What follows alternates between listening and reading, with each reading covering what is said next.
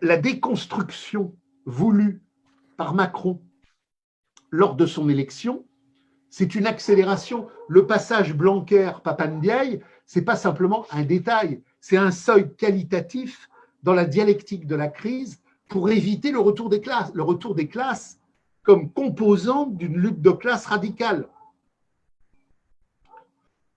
Et on en revient au taux d'intérêt négatif, on revient à la crise en Ukraine, on revient à l'impossibilité pour la baisse du taux de profit d'être compensée, et on en revient à ce que et Daniel et Thibault vous avez dit sur le retour des Gilets jaunes, ça va péter. Mais alors, comment peut-on, quand on est à l'état-major du capital, comment peut-on, quand on est à l'état-major du capital, faire tout ce qu'il est possible de faire pour effectivement niquer la France? Macron n'est pas le représentant de la France à l'Élysée, comme l'était De Gaulle et comme l'était Pompidou. Il est le représentant du Pentagone, il est le représentant de l'ordre américain. Monsieur Macron est le destructeur d'Alstom, filière stratégique d'une géopolitique possible reconduisant à Rapallo. Donc, je nique la France, je détruis Alstom, je suis racaille du haut. On revient toujours à la guerre des paysans de Engels et on revient toujours aux luttes de classe en France de Marx. Racaille du haut, racaille du bas. Je nique la France.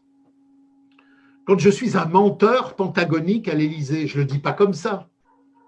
Je dis je déconstruis, je réaménage, je mets en perspective. Mais je suis solidaire. En plus, il doit y avoir beaucoup de camés à l'Élysée, comme il y a beaucoup de camés à Canal+.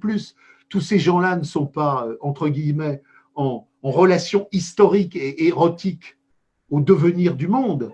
C'est des gens qui sont dans le cancer hallucinogène de la valeur d'échange. Le plaisir est factice, la vie est factice, la sensation est factice. Quand vous voyez les fêtes à l'Élysée avec les rappeurs dégénérés que la Macronie invite, vous comprenez bien la collusion du nique la France du haut et la collusion du nique la France du bas. Donc, le nique la France du haut a besoin du nique la France du bas. Et donc, par rapport à ça, on a donc aujourd'hui une masse, il y a plusieurs centaines de mille de gens qui arrivent du Sud chaque année. C'est une ville comme Bordeaux chaque année, qui est voulue par le MEDEF, qui est voulue par l'Élysée, et qui est voulue pourquoi? Et on en revient à notre ligne de classe. On va parler tout à l'heure du Stade de France. Si je me balade aujourd'hui à Guéret dans la Creuse, ou à Foix en Ariège, et que j'ai distribué un tract sur l'abolition du salariat, malgré l'abrutissement éducatif, médiatique de la temporalité capitaliste contemporaine, mon tract sur l'abolition du salariat, il a quelques petites chances d'être apprécié et avec la décomposition sociale et avec l'accélération de la crise, d'être plus ou moins retenu et à partir de là, de produire des effets. Mais les hordes sur la passerelle du Stade de France, si je distribue un tract sur l'abolition du salariat, ça va où? Donc, les hordes du Stade de France, l'économie parallèle, les 3 à 4 milliards, la France est un État narcotrafiquant entre les racailles du haut et les racailles du bas, dans ces zones privilégiées où l'économie souterraine est l'économie dominante. Si le capital fait le choix stratégique de cette opération-là, c'est parce qu'il faut toujours se rappeler que même si l'État n'est pas intelligent, il a un instinct de classe et que l'État a une volonté stratégique première qui est d'empêcher le retour de la lutte de classe vers la maximisation, vers la lutte antisalariale et vers la lutte communarde. En Seine-Saint-Denis, le salarié qui travaille et qui bosse bien, qui veut réussir, qui veut que ses enfants réussissent, il est intégré au dispositif classique normatif de la valeur d'échange, il ne fout pas le bordel, mais il ne veut pas la révolution et il ne la voudra jamais parce qu'il est dans une structure mentale de réussite entre l'endroit d'où il vient et l'endroit où il est il respire. Le taudis algérien de l'indépendance nationale, on le fuit. Les débiles qui agitent un drapeau algérien quand il y a un match de foot à Aubervilliers ou à la Courneuve, ils ne se précipitent pas à Roissy ou à Orly pour monter dans des avions et repartir à Oran ou à Alger. Ils aiment l'Algérie, mais pas en Algérie. Ils veulent les allocs, l'économie souterraine, l'économie officielle qui est là. Et le capital les veut, il en a besoin, parce qu'ils font écran à la lutte de classe radicale qui va venir. Et là, quand on repositionne le Nique la France, on repositionne toute l'idéologie de la gauche du capital qui a codifié, légitimé et authentifié ces abcès de fixation anti-révolutionnaires. De la guerre du Vietnam à la guerre d'Algérie, qu'est-ce qu'a fait la gauche du capital? Elle n'a pas cessé de culpabiliser l'histoire française.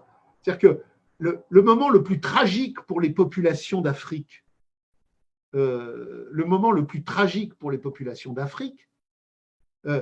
c'est pas la colonisation, c'est la décolonisation. Tout le monde se barre depuis la décolonisation. Tout le monde se barre depuis la décolonisation. Et quand l'Algérie devient indépendante en 62, il y a des milliers et des milliers de travailleurs algériens qui sont en France, mais ils ne partent pas travailler à la construction du paradis indépendant. Ils restent en France. Et dans le même temps, il y en a de plus en plus qui se barrent.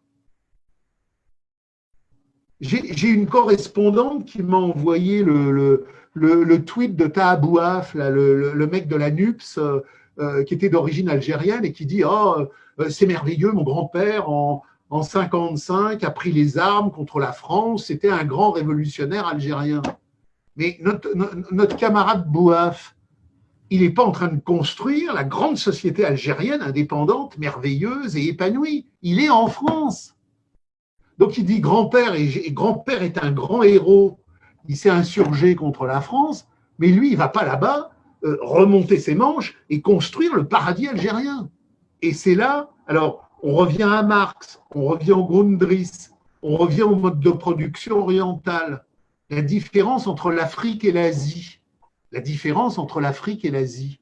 En Asie, il y a eu Dien Bien Phu. Il n'y a pas eu un seul Dien Bien Phu en Algérie. Quand les accords d'Évian ont été promus, l'armée des frontières qui était planquée au Maroc et en Tunisie et qui ne s'était jamais battue est rentrée parce qu'on a retiré les barbelés et ils sont rentrés en Algérie. Il n'y a pas eu un seul Dien Bien Phu en Algérie. Mais ce qui est fantastique, la haine, le ressentiment, la frustration. Vous n'avez jamais entendu parler de hordes cambodgiennes, vietnamiennes et chinoises dans le 13e arrondissement qui dépouillent des Français. C'est des hordes nord-africaines ou africaines en Seine-Saint-Denis. Donc, quelle est cette spécificité schizophrénique et paranoïaque du mode de production oriental qui fait que le mode de production oriental asiatique n'est pas le même que le mode de production despotique oriental coranico-musulman. Les Vietnamiens, ils sont taoïstes ou bouddhistes, ils sont tout ce que vous voulez, mais je veux dire que au Stade de France, j'ai un correspondant qui m'a envoyé tout un truc sur le tripotage des petites filles. Alors, il y a la dépouille, il y a le tripotage des petites filles, il y a l'érotisme, il y a le corps, il y a l'épanouissement, il y a les névroses, il y a les censures. Est-ce que vous avez entendu parler au métro Maison Blanche ou Porte de Choisy de hordes de Vietnamiens qui vont tripoter des petites filles le samedi soir parce qu'il y a un match de basket? Quelle est cette spécificité du corps, de l'érotisme, la place de la femme dans l'imaginaire? Et on en revient au mode de production oriental spécifique sur le corps, le désir, la femme grecque. Et on retombe sur les féministes. C'est-à-dire que dans la société d'Ancien Régime, dans la longue durée paysanne, féodale, européenne et française, on a Hildegard von Bingen, la plus grande théologiste de l'histoire occidentale. On a Jeanne d'Arc. En Russie, on a Catherine de Russie. En Occident, on a Blanche de Castille. La femme est partout présente. L'idée d'un patriarcat étouffant la femme occidentale européenne, ça n'existe pas. Quand est-ce que la femme est mise au frigidaire ou à la cave? C'est la philosophie des Lumières, c'est le mouvement judéo-protestant de la valeur d'échange qui va brûler des milliers de sorcières en Écosse. En Écosse, c'est pas la société traditionnelle catholico-tradie qui brûle les sorcières, c'est le judéo-protestantisme calviniste hystérique. Et le code civil napoléonien qui met la femme au rebut, c'est la modernité du capital. Et quand la femme veut se libérer dans la modernité du gauchisme de la marchandise, elle ne veut pas libérer sa naturalité pour retrouver Hildegard von Bingen. Elle veut des places. Aujourd'hui, les sectes féministes nous disent une femme au 440, c'est génial.